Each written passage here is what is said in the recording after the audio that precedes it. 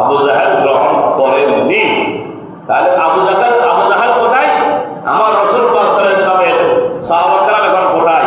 ফারেক আজম কোথায়? তারা জান্নাতের মধ্যে আছে। সুবহানাল্লাহ। আর আবু জাহেল কোথায় আছে? হাজিদের পায়খানা যেখানে করে সেখানের মধ্যে, হাজিদের পায়খানা সব যেখানে করে সেখানের মধ্যে ফজনিয়ত ময়লা আবর্জনার মধ্যে উনি আছে। যদি রাসূল পাক সাল্লাল্লাহু আলাইহি ওয়াসাল্লামের দাওয়াতের মধ্যে সাড়া দিত, আবু জাহেল রাসূলের চাচা হলো কিন্তু ঈমান দিয়ে রাসূলকে দেখেনি। ওদিন যদি ঈমান দিয়ে রাসূল পর্যন্ত থাকতো তাহলে আবু জাহেল কি হতো?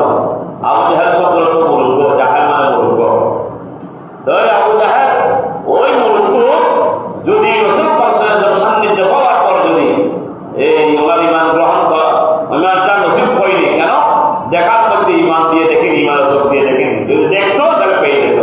দাওয়াতও দিয়েছে, তারপর পাথর আমার রাসূল পাক সাল্লাল্লাহু আলাইহি ওয়াসাল্লামকে মারার জন্য বলতেছেন, আল্লাহর রাসূল।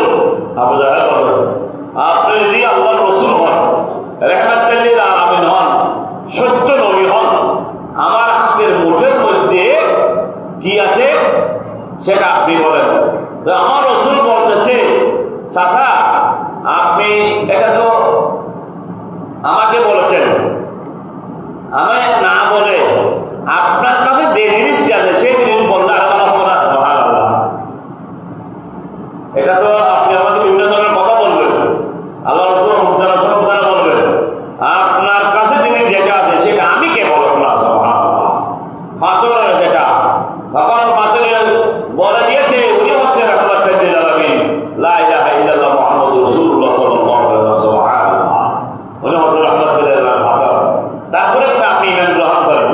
আবু জাহেল কি করছেন? আপনি জাদু দিয়েছেন। আলহামদুলিল্লাহ। না হাজরিন, ওই আবু জাহেলের দল আর ওদিকে সরকার রাসূল সাল্লাল্লাহু আলাইহি ওয়াসাল্লামের দল বদরের যুদ্ধের মধ্যে তখন আমার রাসূল নেতৃত্ব দিয়েছে। ফারেক আজম আমার রাসূলের সাথে একমত, অন্যান্যরা একটু ভিন্ন পছন্দ করাতে আল্লাহ পবিত্র কালাম পাক নাযিল করেছেন, যে কালাম হচ্ছে সূরা আনফাল